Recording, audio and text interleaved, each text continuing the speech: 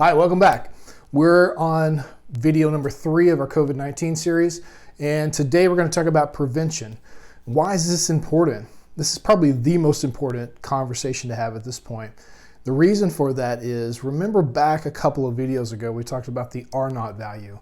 Now this is the rate of reproducibility, and for COVID-19, it looks like it's around 3, which means that for each person that gets infected, they're infecting 3 other people, and so on and so on. So we can go from 1 to 3 to 9 to 27 quickly. So we see this exponential increase in the number of cases, which is what we've seen.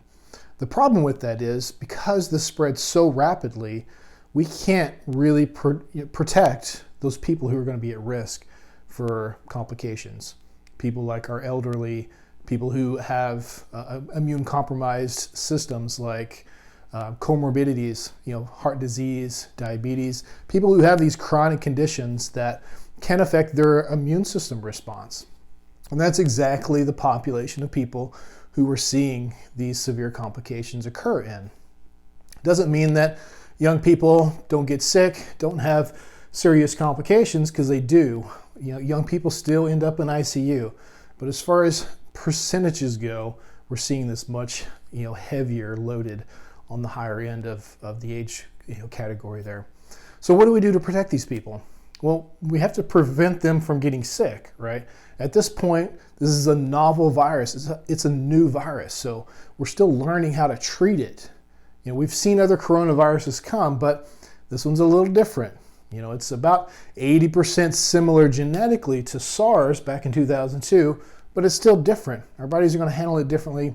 Treatments for that aren't necessarily going to, treat this one either. And it takes time to develop safe, effective treatments. So in the meantime, we have to protect those people. So we all have to do our part in prevention, social distancing, and such. We'll talk more about that here. So let's start with the World Health Organization's recommendations. And they start with hands, which is just simple. Wash your hands. Wash it for 20 seconds using soap and water. That's still the gold standard. Okay. The reason for that is, with soap, the molecule of soap looks like this. This end here it's hydrophilic, so it loves water. But this end is just the opposite. It's hydrophobic. It loves fat, not water. And the outside of the COVID-19 virus are lipids. They're fats. So when you wash your hands, this fatty end here, the soap, is going to attach and lyse or dissolve that lipid membrane there. The other end here is attached to water. So when you wash it, you're attaching and inactivating those viruses. And then you wash with water, you rinse it off, and you're rinsing off the virus. Now you can use hand sanitizers as well. If you do, make sure they're at least 60% alcohol. And be sure you're getting enough there. You can't just squirt a little bitty dab on the palm of your hand and then expect to get everything. It has to come into contact with the virus. That virus could be anywhere around your hand. So get the back, get in between your fingers, everywhere you can. Next is elbow. So if you're going to cough, try to cough in your elbow. That way you're not coughing on your hands and then touching your mouth or face. And that's how the virus is going to gain access. Just remember though, elbow, if you're coughing in your elbow and then you later touch your elbow with your hand, it's not doing you a lot of good. Okay, next is face. So this is pretty simple. Try not to touch your face. If you don't do a good job of washing your hands a lot during the day and you do touch your face and you have some virus there, it's likely it's going to gain access that way. The other thing is a mask. Now, this is kind of tricky because there's some limited evidence of how much that's going to protect you. Right now, there's a limited number of masks available.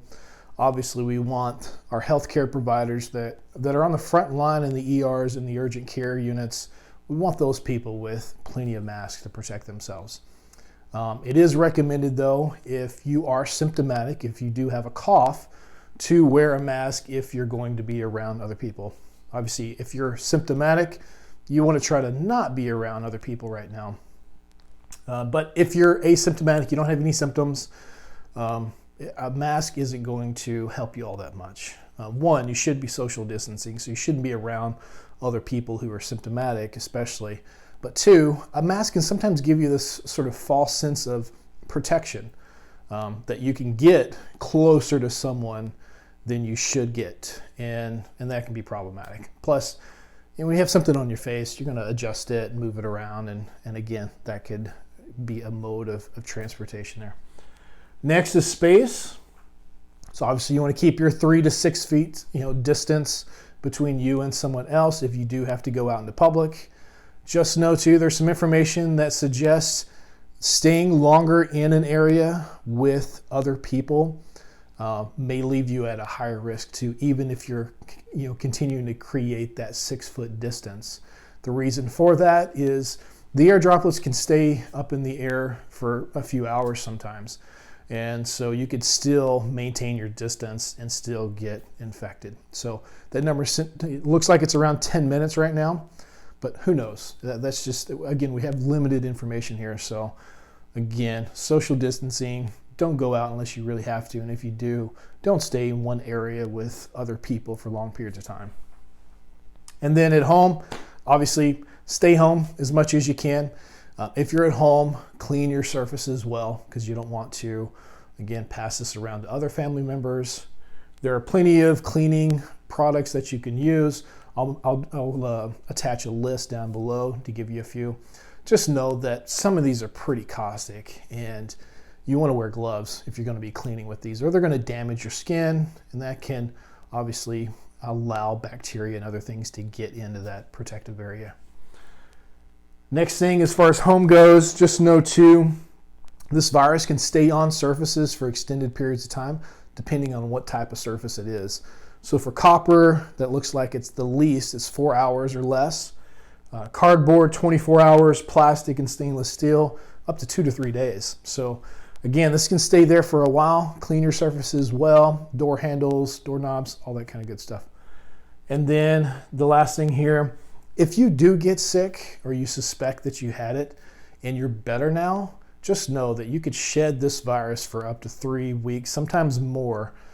So you could feel okay, but still, you could still infect other people. So be careful. Okay, next thing is the core 4. So we're going to talk about some specifics here today, but I can't emphasize this enough. This is the most important thing you could do in order to create a better immune response. Now, if you're a patient of mine, you've probably heard this ad nauseum, that the core 4 is the pillars of foundational health, right? So if you're doing these correctly, you're gonna have a lot going for you, especially a good, robust immune system to fight off whatever. I'll talk a lot about resiliency, your ability to be resilient to stress, to infections, all of those, and this is one way or several ways that we can improve our resiliency. Okay, so we'll start with nutrition. And when it comes to nutrition, I'll get on a little bit of a soapbox here because, I've been to the grocery store a few times since all of this started, and I can tell you there is an abundance of fruits and vegetables out there. If you go inside the middle of the store where all the shelves, packaged foods are, those are the things that are being, totally wrecked. And so people, eat your fruits and vegetables. These are the things that are going to stimulate immune function. If you're eating a bunch of food, I get it. I totally get it. Like, you want to be able to store stuff up, things that aren't going to go bad, quickly. But at the same time, those are things that if they have a shelf life of weeks to months, think about the nutrient value of those. You're going to get your macros, your carbohydrates, fats, and proteins. But how much of the actual nutrients are you going to get from that? And those are the things that are going to help support our immune system. So eat your fruits and vegetables. 5 to 7 servings a day, 7 to 9 even better. Okay.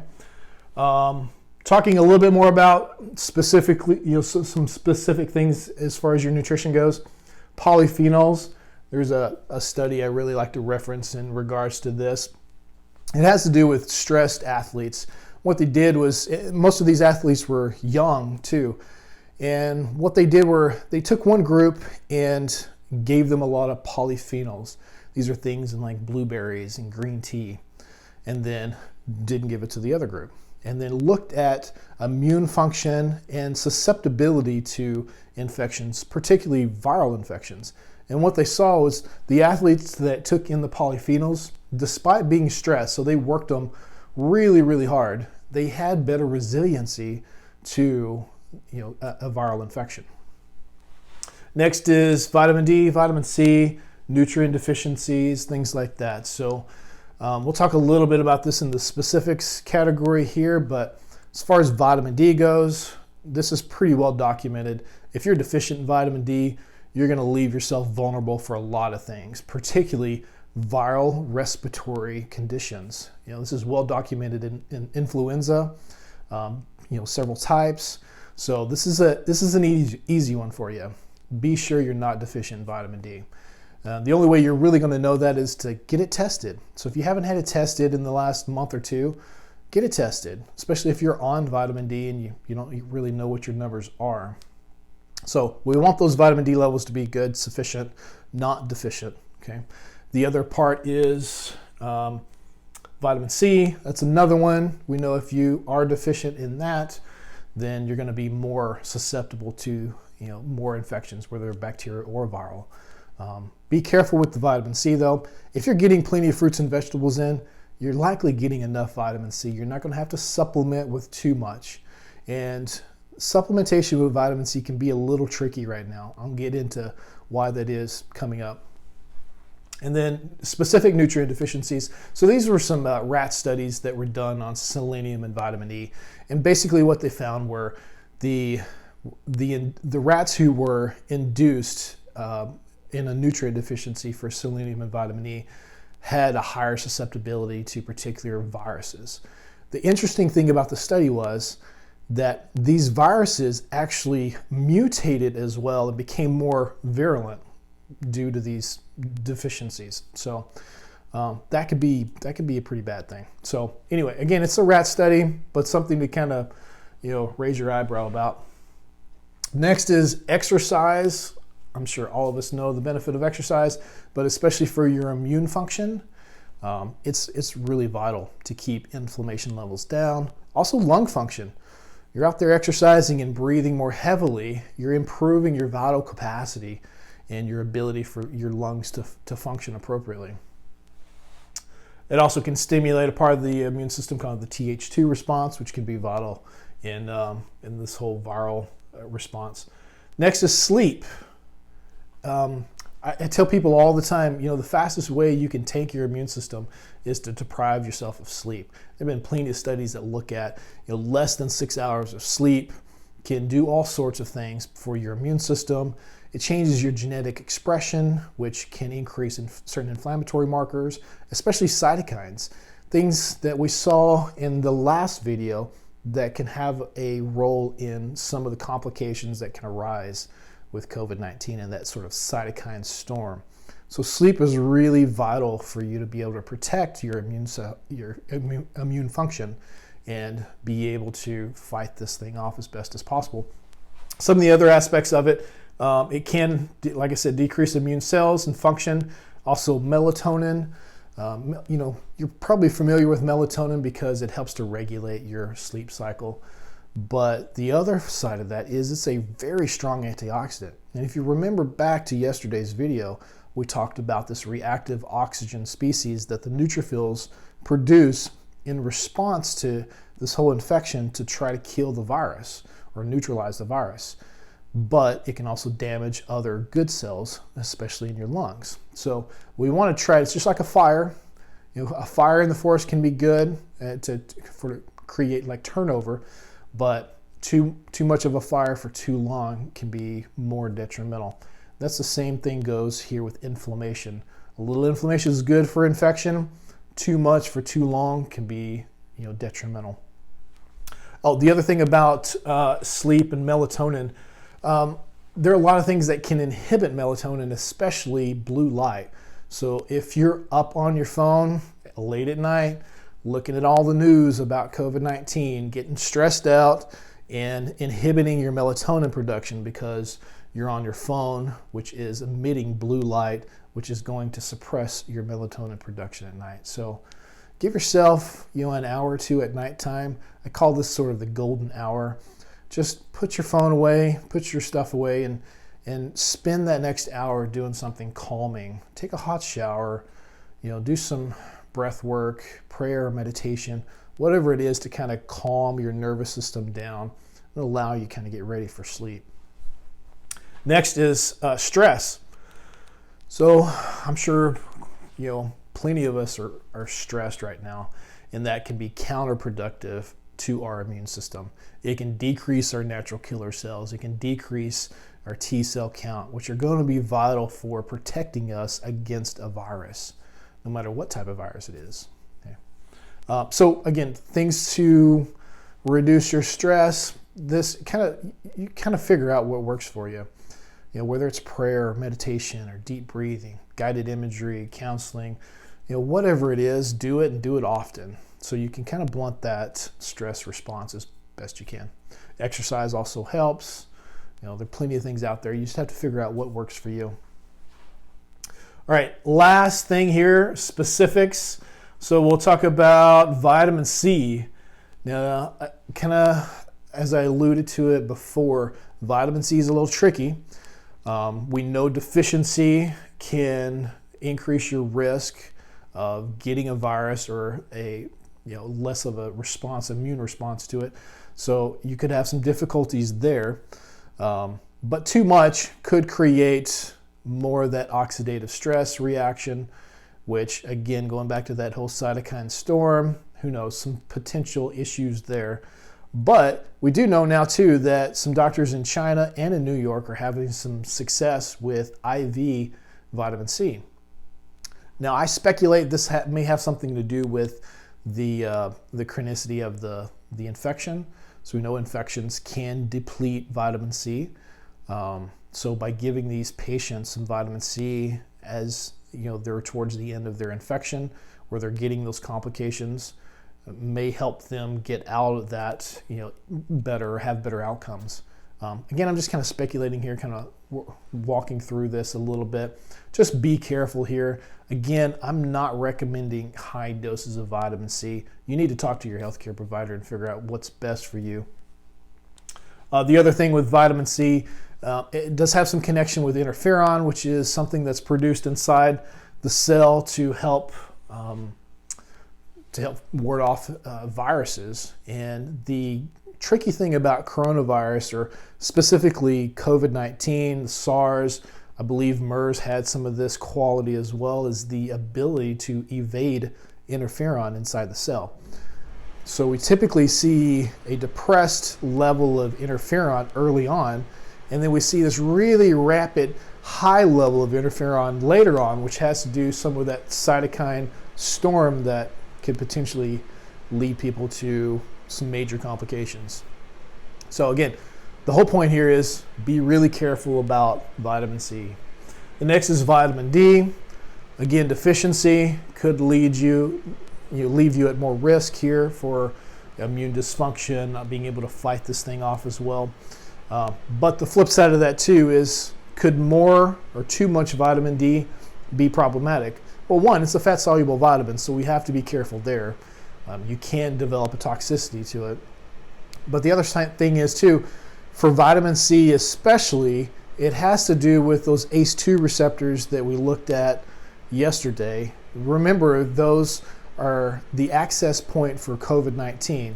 It docks on that receptor right here, and that's how it gains access inside that pneumocyte. So vitamin D, we know, upregulates more ACE2 receptors.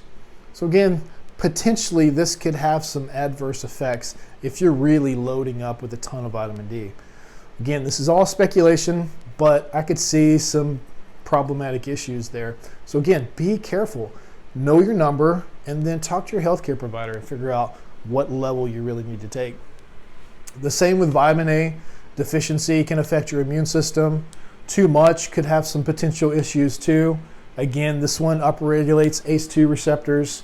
It also has a play in the interferon response inside the cell. So we just have to be really cautious about this. The next one is zinc. Now this one's a pretty safe one and has shown to be beneficial in some of the other coronaviruses, especially SARS. We know that zinc inhibits a few different enzymes inside the cell, which have to do with the virus replication. So by inhibiting these, maybe we could slow down some of that replication. Also with zinc, we know with other viruses like the rhinovirus, it can inhibit some of the adhesion of that virus to cells if it's in that location as the virus is coming in. So taking things like a lozenge or a nasal spray can help diminish the adhesion of that virus to your cells. Now again, this isn't a rhinovirus. We have to be really careful here that we don't take information about one virus and extrapolate that to another virus. But in this case, it's zinc. It's pretty safe. You can't take too much. You can create a copper deficiency if you take too high a dose for too long. So again, you need to really be recommended a specific dose by your healthcare provider. The next thing is elderberry. I really like this one for a number of viruses, and this has been pretty well studied. There's been some head-to-head studies with Tamiflu on prevention of side effects of the flu and shortening the course of the infection. So really like this one. This one's pretty safe too. You can give it to kids. The way it works though is this caffeic acid along with some other antiviral effects, but this one especially can bind to this ACE2 receptor and block the virus from actually attaching onto the receptor. So I really like the idea of using elderberry in this case. And we've seen this play out in this NL63, which is another coronavirus. It actually accounts for a significant percentage of most common colds. So again, it's not exactly the same as COVID-19, but it's in the same family of viruses, which could be more similar than, say, if we compared this to the flu or some other virus. Beta-glucans, these are great at stimulating the immune system. We find these a lot in mushrooms. That's where I like to use them. And I like to use a combination of different mushrooms. Things like chaga, which is great. We have it here in Alaska. It's got the highest concentration of superoxide dismutase, which is a sort of an anti-inflammatory, antioxidant enzyme. It's great. Combine that with maitake and some other mushrooms. So I love the combination of that, especially as a preventative thing to use. But again, you have to be really careful as you're infected to not stimulate the immune system too much. So again, be cautious here. Talk to your healthcare provider. I know I sound like a broken record, but you really have to be careful about these things. Echinacea, again, another great immune stimulant to help boost your immune function. This one especially too has some benefits to the nitric oxide cycle. So it helps to improve nitric oxide, which can potentially help the lung tissue or protect it from damage. Next is lysine. This is one, if you're deficient, you could potentially have more issues as far as immune response goes. It's also a competitor to arginine, which some viruses use to replicate as well. We don't really know that about COVID-19 or not. Again, it's a safe amino acid. You'll get it in a lot of foods, mostly animal products. And then garlic is the last one. Garlic's great for a lot of things. It's antibacterial, a lot of antiviral components. The reason why it's especially good or theoretically good for COVID-19 is because going back to that lipid outside there, the fat, garlic is good at dissolving that, just like the soap does. Okay, so garlic's good at that. And add it to everything. We add it to our eggs in the morning and basically anything else throughout the day. So it's another great one to use. On a side note there too, as far as spices go, all of these are great too. Add these to your cooking. Things like turmeric, cayenne, rosemary. Like these all have some anti-inflammatory, immune stimulating properties to them. Again, they're really low level. If you can support yourselves from a lot of different perspectives, you're going to be doing better. Each food, each fruit with a different color has a different spectrum of polyphenols and antioxidants and things that are going to do a different job for supporting your immune function. So the more variety you can get here, the better. And I believe that's it. So hope this was useful. I rambled on quite a bit, but if you have questions, please drop them down below. I'd love to hear them. Any comments? Tomorrow we're going to talk about treatment, especially treatments that are being looked at right now as far as potential treatment strategies for COVID-19. And we'll go through sort of the physiology of how they work, how they inhibit virus replication, things like that. So you kind of better understand them. I know a lot of my patients, we'll try to go with natural treatments first, but I don't want you to be afraid of pharmaceutical treatments. I want you to understand them and why they work and why they're being looked at. Okay, so we'll go over that tomorrow.